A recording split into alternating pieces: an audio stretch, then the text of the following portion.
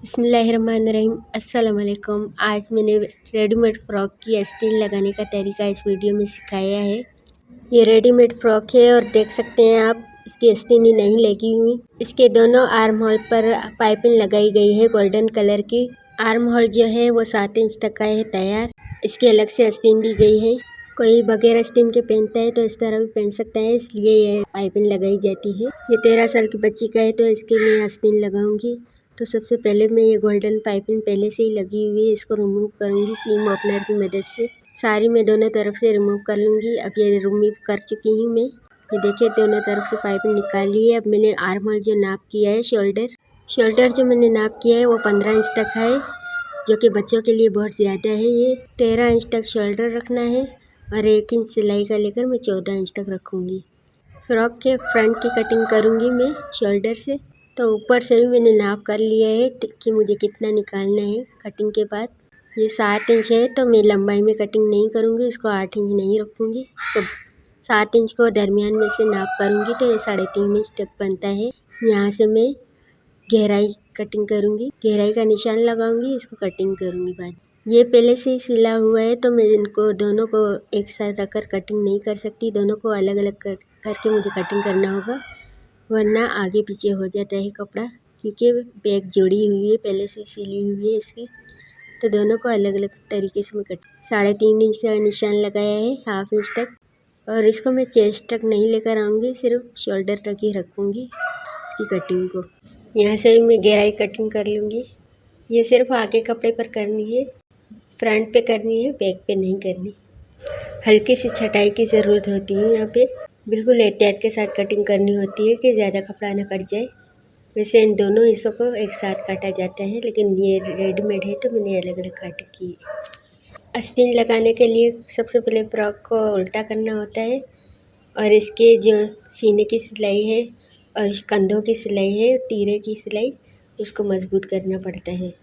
तो वो मैंने मजबूत कर लिया है, क्योंकि ये रेडीमेड सिलाई है। रेडीमेड सिलाई का आपको पता होता है कैसी होती है, इसको पक्का करना ज़रूर होता है, ख़ास तौर पर शोल्डर की तरफ से, क्योंकि ये फ़ौरन से उधड़ जाता है।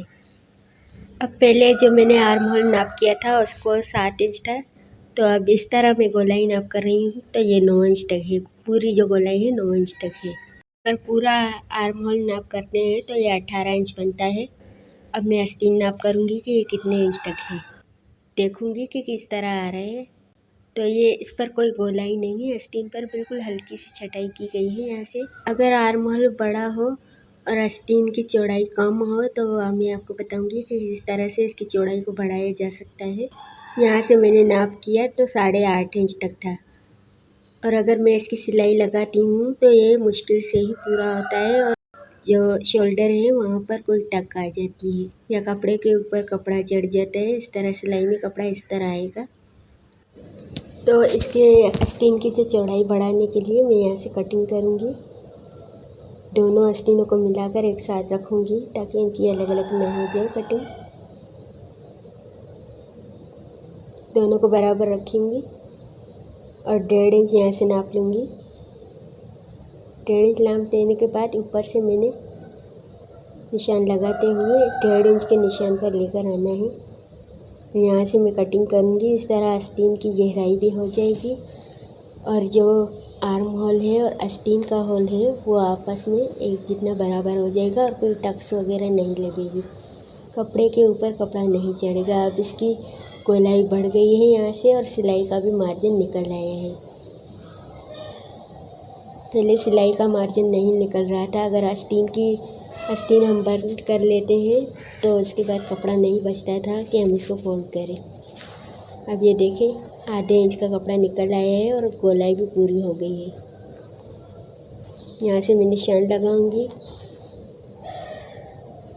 और यहाँ से मैं कट करूँगी दोनों आस्तीन को मिलाकर। मुझे अंदाज़ा हो कि कहाँ तक मुझे आस्तीन की फिटिंग करनी है। और आस्तीन के मुंडे हैं वहाँ से भी नाप कर लूँगी। वहाँ से 4.5 इंच मैंने नाप किया है। यहाँ से देखिए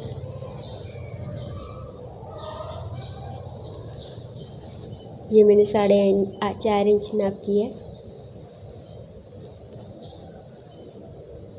निशान लगाया मैंने। इसी के ऊपर दोनों की सिलाई करूँगी। दोनों आस्तीन इसी पर सीऊँगी, जो टक लगाई है ना उसी पर निशान लगाए हैं। तो मैंने शोल्डर मजबूत कर लिया और इसका चेस्ट भी मजबूत कर लिया। और अब मैं इसको आस्तीन लगाऊंगी।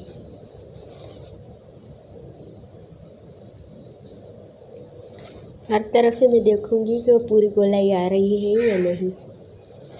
इसके बाद मैं आस्तीन को सीधा रखूंगी। फ्रॉक जो है उल्टी होती है और आस्तीन को सीधा रखना होता है। यहाँ पर भी देखिए मैंने नोचिस लगाए हैं, तो ये हिस्सा शोल्डर की तरफ आएगा। दोनों हिस्सों को मिलाकर मैं आस्तीन मुकम्मल करूँगी। इसकी सिलाई पहले एक लगा कर देखूँगी और सीधा करूँगी। देखूँगी कोई चिमट तो नहीं आई है वगैरह। कमीज़ पर या फ्रॉक के आगे कोई चिमट तो नहीं आई है, इस तरह मुझे एहतियात से देखना होगा। अभी मैंने एक सिलाई लगा ली। सिलाई हमेशा ये आर्म होल पर दो दो सिलाई में लगाती हूँ, क्योंकि ये सिल्क का कपड़ा है और इसके धागे भी निकलते हैं, तो एहतियात करनी पड़ती है कि किनारे पर सिलाई ना हो। एक सिलाई तो वैसे लगाती हूँ और दूसरी किनारे पर लगाती हूँ। अगर कोई ओवरलैप करना चाहे तो और भी ज़्यादा बेहतर है।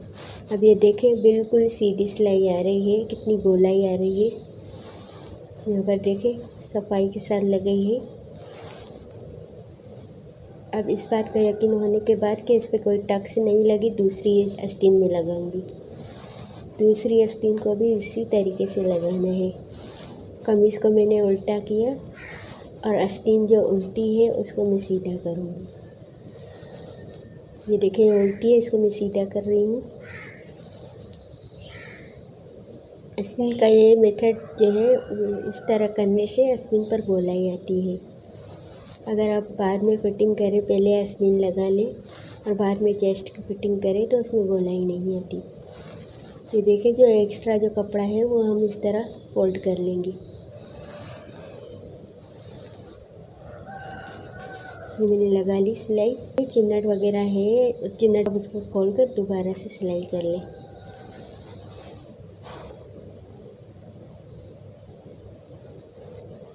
यहाँ पर आती है तो लाइक शेयर और सब्सक्राइब करें।